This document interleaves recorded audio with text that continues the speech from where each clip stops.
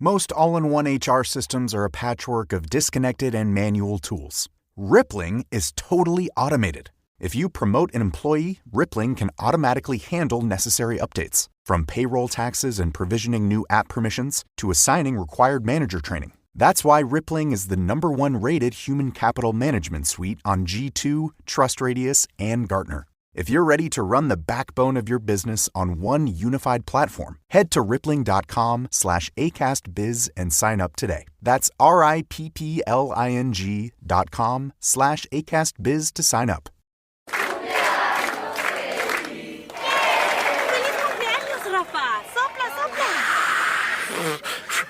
Traigan la manguera, que son 45. Cuando cumples 45, te toca soplar muchas velas y examinarte contra el cáncer de colon, ya que al detectarse temprano es más tratable en 9 de cada 10 personas. Usa la prueba de Cologuard en la privacidad de tu casa y envíala de regreso para obtener tus resultados. La prueba de Cologuard es una opción con receta para detectar el cáncer de colon en personas de 45 años o más con riesgo promedio. Resultados positivos deben ir seguidos de una colonoscopía. Pueden darse resultados falsos positivos y falsos negativos. La prueba de Cologuard no reemplaza la colonoscopía en pacientes de alto riesgo. No uses Cologuard si has tenido adenomas, si tienes enfermedad inflamatoria intestinal y ciertos síndromes hereditarios o un historial personal o familiar de cáncer de colon. Pide la prueba de Cologuard a tu médico. Para más información en español, visita cologuard.com/prueba.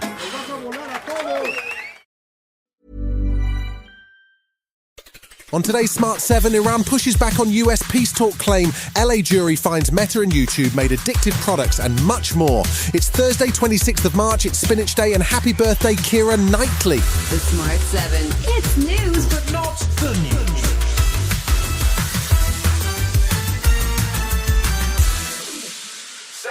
This week has seen the government introduce new plans for a greener, less fossil fuel-dependent future, which include newly built houses using heat pumps and solar panels and a significant investment in energy alternatives like wind, solar and nuclear power. The aim is to reduce our dependence on fossil fuels, which at a time of crisis in the Middle East makes good sense, but not according to Tory leader Kemi Badenoch. The Tories and Reform both want to see green targets dropped and more drilling in the North Sea, and she was outraged at the new proposal to offer energy bill support for those struggling with costs in the crisis. Yet again, he's taking money from those who do work to give to those who don't. First, we had the budget for Benefit Street. Now it's the bailouts for Benefit Street. The PM said targeted support for those who need it most makes sense. And when it comes to new licensing for drilling in the North Sea, that is up to the Energy Secretary. She's attacking me without having read the legislation. It has to be the Secretary of State, and it's a quasi-judicial process, exactly the process that they ran for many years. And Mr. Speaker, oil and gas is part of the mix for many years to come.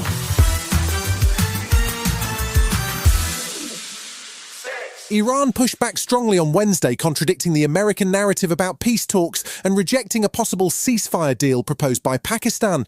They've proposed a 5-point peace plan which would include an end to fighting and assassinations of its officials, guarantees that there will be no further war, reparations for the damage done during the current conflict, and acceptance of Iranian control over the Strait of Hormuz. The Iranian ambassador to the UN, Amir Saeed Iravani, was scathing in his assessment of the US process so far. The one claiming to be a global superpower would have already gotten out of this mess, if it could.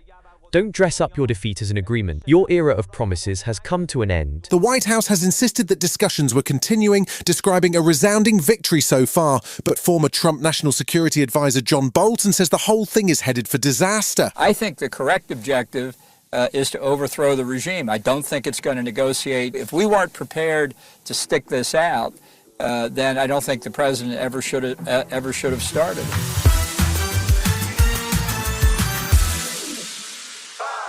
The government has moved to immediately ban donations to political parties in cryptocurrencies following an inquiry into the risks of foreign interference in UK elections. The Rycroft Review has made 17 recommendations to ensure the integrity of the UK's elections and protect from outside influence, which include the crypto ban and a cap of £100,000 annually on donations from expats. The government is still considering further changes, but with local elections looming, took action on Wednesday. The ban is most likely to affect Reform, who have previously boasted about accepting donations in cryptocurrencies. Secretary for Local Government Steve Reid addressed Parliament. In light of the gravity of the issues raised in the report, I am not prepared to allow any window of opportunity in which malign actors based overseas can funnel dark money into our politics.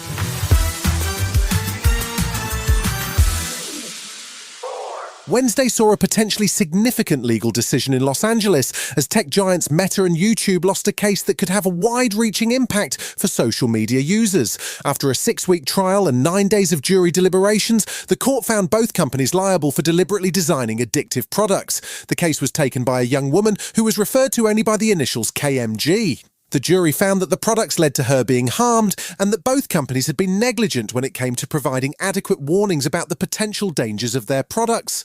The trial had heard from top executives including Mark Zuckerberg and whistleblowers, along with experts on social media and addiction. It is expected that the companies will appeal. It's not the only case either. On Tuesday, Meta lost a case in New Mexico over child safety, which saw them fined over $300 million. Linda Singer was the prosecutor in that case. The victims are children. The conduct was repeated again and again. That it was done and made with knowledge that serious harm would result, and it did. Still to come on today's Smart 7, in association with Metro, World Cup qualifiers kick off and we get to blame it on the weatherman. Right after this.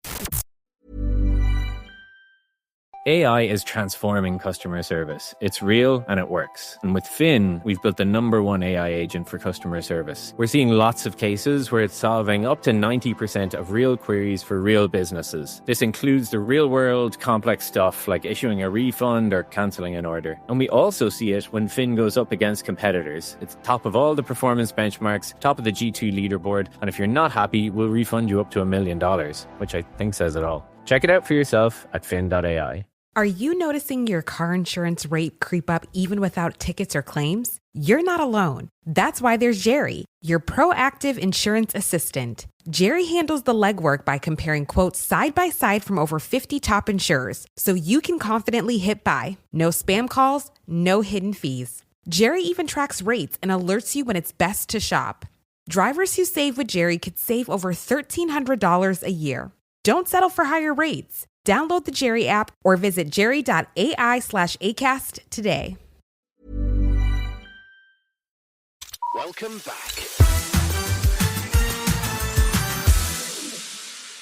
Thursday night sees the World Cup get a little closer for Wales, Northern Ireland and the Republic of Ireland as they face the first leg of a complicated playoff phase. The 3 teams need to win on Thursday to go through to a final on Tuesday, with Wales facing Bosnia-Herzegovina, while the Republic of Ireland take on the Czech Republic and Northern Ireland have the daunting task of facing Italy. Thursday also saw the second of the Women's Champions League quarter-finals get underway, with Real Madrid's women facing Barcelona's women, while Manchester United women hosted Bayern Munich's women. The first leg saw Bayern win 3-2, but United coach Mark Skinner says his team won't quit. We know we have a fantastic opportunity to turn this tie around, and we'll give it everything. I know this team, they give it absolutely everything, and that's something that, teams don't like about us, is that we never give up.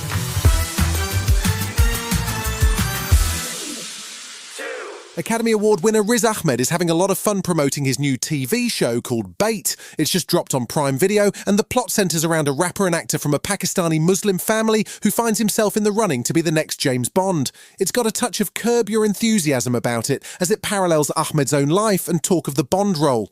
He's been having a lot of fun on the press tour, winding up journalists, but he says there's a deeper message underneath the humour. I was literally just thinking, how can I be honest? How can I be vulnerable? This is about taking off the mask, showing people all the kind of contradictory reality and kind of hilarious mess of our daily lives.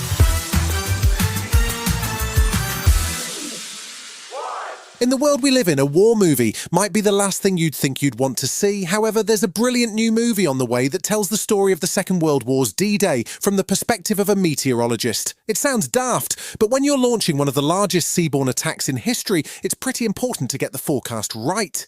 Pressure tells the story of weatherman Captain James Stagg, played by Andrew Scott, and the knife-edge decision of when to launch the D-Day invasion. Scott is joined by Brendan Fraser as Eisenhower, along with Kerry Condon and Damian Lewis. It hits cinemas in September.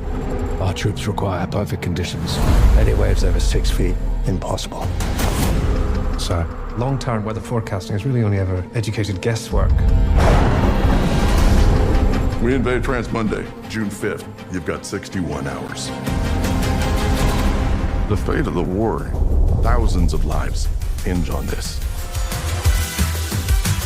You've been listening to The Smart 7. We'll be back tomorrow at 7 a.m. Hit that follow button and have a great day.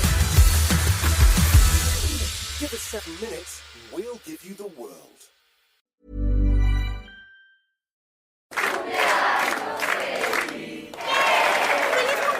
Rafa, sopla, sopla. Traigan la manguera, que son 45. Cuando cumples 45, te toca soplar muchas velas y examinarte contra el cáncer de colon, ya que al detectarse temprano es más tratable en 9 de cada 10 personas. Usa la prueba de Cologuard en la privacidad de tu casa y envíala de regreso para obtener tus resultados. La prueba de Cologuard es una opción con receta para detectar el cáncer de colon en personas de 45 años o más con riesgo promedio. Resultados positivos deben ir seguidos de una colonoscopía. Pueden darse resultados falsos positivos y falsos negativos. La prueba de Cologuard no reemplaza la colonoscopía en pacientes de alto riesgo. No uses Cologuard si has tenido adenomas, si tienes enfermedad inflamatoria intestinal y ciertos síndromes hereditarios o un historial personal o familiar de cáncer de colon. Pide la prueba de Cologuard a tu médico. Para más información en español, visita cologuard.com/prueba. Looking for soccer analysis more knowing than a Carlo Ancelotti eyebrow raise? With the World Cup around the corner, join me, Max Rushton, and The Guardian's expert soccer journalist on Football Weekly for all the latest soccer action and news throughout the week. We'll cover more ground than Jude Bellingham in a Champions League final, with conversations sharper than an Arsenal set piece. For fine margins, fun debates, and full-blooded tackles, Football Weekly. Listen wherever you get your podcasts and watch the full episodes on YouTube.